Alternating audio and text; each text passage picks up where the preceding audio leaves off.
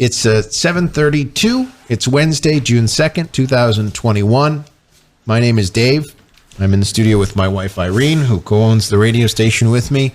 Matt is here, who is our regular host of the well, I'm still not used to it. That's that new. The Choice 102 morning show. And Sherry Iyer is here, who has been the station manager at WATS and WAVR for the last... gazillion years. Not possible. Since her 6th birthday. So you went right from college and you came right here then? Actually, Is this your first job or almost? Yeah, it's my first big girl job, if you will. Yeah, I graduated in June 2001 with my first degree, and then I got my bachelor's degree on the weekends while I was working here. What an adventure for you. Yeah. Yep. We're very hopeful that Sherry never decides to get a grown-up job and sticks with the big girl job. Joining us in the studio this morning, a very good friend of ours, someone we've got to get to know better in the last 7 months since we've arrived on scene here. Someone who's had a lot of dealings with Chuck Carver over the last, well, you haven't been here 44 years, have you? You know, it's funny you say that, Dave, but yeah, it goes back about that far. Eric Knoelles is the superintendent of the Waverly Central School District, and you've been around a few different things here and there in the community and interacted with Chuck on many different levels. Yeah, you know, it goes back to 9:60 a.m. I had to think about it last night. I was, you know, as a kid growing up here in the 70s and 80s in the Valley, you know, you got one radio station and you had AM radio with the, I think I had a Renault Alliance, I think was the big first car, right? And it got one channel, 9:60 a.m. So Chuck was bigger than life because he was like the only voice you heard from Netherland, right? Coming in. And, you know, and then I was thinking, when did we first get a chance to meet Chuck? And I can remember he used to take any of the kids that went to the state meets for track or wrestling or basketball, and he would do an interview with you before you went to states. And that was like a huge thing to get the call. And at 7 o'clock in the morning, you know, Dale Jarvis and I came to the island before it was the island and you know, and had this meeting with, you know, the Chuck Carver, right? Like, and everybody could hear, you know, that you were going to Hershey. And I mean, it sticks out to me that he... No pressure. Yeah. You know, but the thing of it is he made the time, right? Like, I mean, yeah, it was, I imagine it was, you know, it was news, but when you were a kid, that was like a huge thing for the adults to, you know, actually take the time to want to put you on the radio and make that happen for you. So, yeah, and then I ran into Chuck again when I was a young teacher at Sayre. He was on the board of education. And he was director of athletics. People don't, you know what I mean, know how involved he was with interscholastic sports. And he was kind of a mentor there. And then I was fortunate enough to run into him again when I came back here to the Valley. He was one of the first phone calls to me and said, you know, welcome home and, you know, get your butt into the Choice tomorrow. I want to talk to you and figure out what you're going to do up there. So, you know. You know, you knew what you're doing was important when Chuck called and told you to show up. Yeah, absolutely. And he that's what he made the Valley all about. Like, he's look, this is what we do here. Well, he communicated for the people, right? Like, I mean, so when we were talking, you know, Craig, Jill, myself, when we started going through the pandemic, I mean, well, what are you guys going to do for kids? What's this going to look like? Hey, can you guys get in here tomorrow morning? People need to know what's going to happen here. And you know, and I listened to that interview. I remember. Yeah. I mean, it's critical stuff. And he was he was a great spokesperson for the community to, you know, they always say speak truth to power, right? Like he didn't have any problem asking you the questions and saying, hey, come on in, let's have a conversation about what you guys are doing up there. So yeah. For better or for worse, if that was the question, he would ask it. Yeah. But it was great. But I mean, just to speak for, and I can't speak for all the children in the Valley, but you know, the Scholarship Challenge, Christmas is for Kids, Stuff the Bus, any worthwhile charity and that came along or family that needed something. This radio station has been there, and you know, you guys are continuing that mission. But Chuck started that mission 44 years ago, and I just racking around in my brain trying to think of what it means to listen to him on the radio from the time you're, 5 years old up until a year ago. And I thought, I don't think Chuck was trying to build a radio station. I think he was trying to build a community with a radio station. And I just think that's probably his greatest legacy. You're absolutely right. So that's... You're absolutely right.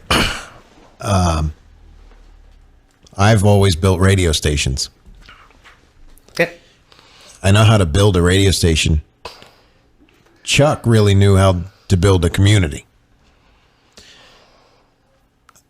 I don't think people understand how rare it is to have something like Scholarship Challenge. I mean, things like Christmases for kids, fundraising type things, those are done. I recently spent an entire day out on a sidewalk raising money, and by the end of the day, I think we had raised $8,400 doing a broadcast. We came to the Valley and spent the coldest day of the year standing next to a 9-foot high pile of snow, wearing every piece of clothing we own, and raised $70,000 in 3 hours.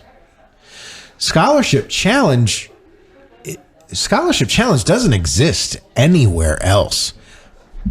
I've been around a lot of radio stations. I have a lot of friends that own radio stations. We just came back from a conference last week in this group that we belong to that is 100 other broadcasters. And they all own radio stations. Some of them own one radio station. Some of them own 30 radio stations. None of them have ever even heard of something like Scholarship Challenge, let alone do it themselves. That is uniquely Chuck. And at the end of the broadcast, which we did at the Sayre Theater this year because we couldn't do it at the Guthrie campus because they were giving out COVID shots. Mm-hmm. Everybody had gone home, and Chuck and I are standing at the back of the theater looking over the seats to the stage. Everything was still lit up as the guys are breaking things down. And he said, I never would have thought of this. I never would have thought to put it in the theater, to put video on, to do some of the little tiny nuances that we did to Scholarship Challenge. And I said to Chuck, I said, I can make anything look cool, but I never would have come up with the idea to do something like Scholarship Challenge or to have it be as involved as it is. He worked on Scholarship Challenge 9 months out of the year, and it started because he was bored. He was just bored of the simple day-to-day radio station, playing music, talking, playing music, talking, covering a news story, talking. He wanted a challenge. He wanted to challenge himself, to put on a challenge.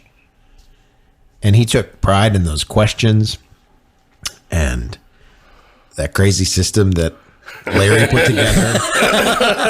Nobody else can figure out. That runs on I'm not kidding you, a Commodore 64 computer. Yeah. That, thank God, Larry still supports to this day, because none of the rest of us know what to do. And it is the most elaborate, smooth, polished, clean operation. He's the only person who hosted that thing for 44 years. Craig Stage, I think, did warm-ups. Yeah. And Irene and I came in as only the second and third host ever of that show. And he taught it to us in a day. Here's the binder. Here's page 1. Start here. And when you get to the end, you're done. Read this. Pause here. Read that. Pause there. It was so well oiled. I mean, you know how intimidating that is? Just thinking about 24 different teams. And I mean, that's the kind of guy Chuck was. And he was stubborn, right? Like he was going to make it work. We've heard that.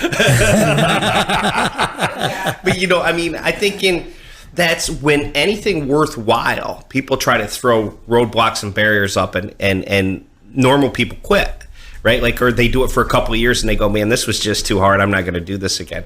That was not really in his personality. There is no way around, only through. Yes. Yeah. You just keep moving forward. Yeah. Well, Eric Knoelles, the superintendent of the Waverly Central School District, I want to thank you for taking some time out of your busy morning to stop in and remember our dear friend Chuck. I know he would really appreciate you being here. And Yeah, a shock to all of us. Just a great man in this community, a mentor for a lot of us. I hope that everybody takes all the community leaders, school leaders, business leaders, take a moment and just think about his impact on us today, and maybe pick up the mantle about community, right? Like that it's not just about building a radio station or building a school district or building a business. It's about building a community where the radio station, the school district, and the business can thrive and survive. So, he's just a great man, and our best, the Waverly Central School District, our best to his family, our thoughts and prayers, and good luck to them moving forward. he left two books in the studio. I almost said Buckeyes. He left 2 books in the studio. One of them is called Beautiful Hope, and the other one is called Building a Vibrant Community. Yeah, That's the dude. I mean, yeah, and that's our challenge, right? Seriously, it's our challenge. That's the thing. Our challenge is to not mess up what he did here. It's at And I this feel point, that- it's a legacy. That's what it is. I feel that pressure every single day, and having that safety net of being able to text him or email him made it a lot easier. I'm sure. But so we're gonna miss him. But thank you, Eric, for coming in this morning. All right, see you guys. All right, thank you. It is 7:44. It is the Choice 102 morning show on a very sad day in this station's history. WATS signed on in 1950, 71 years ago. WAVR signed on, that's the FM signal, signed on in 1974, I think it says on the side of the transmitter building. And that was around the time that Chuck came to the Valley, a graduate of Ohio State University. We have a sound clip of him telling us about that we'll play for you coming up in maybe about a half an hour or so. But we have just learned the sad news last night that Chuck Carver is no longer with us. And we are sad to have to bring you that news, and shocked and in disbelief ourselves of that news.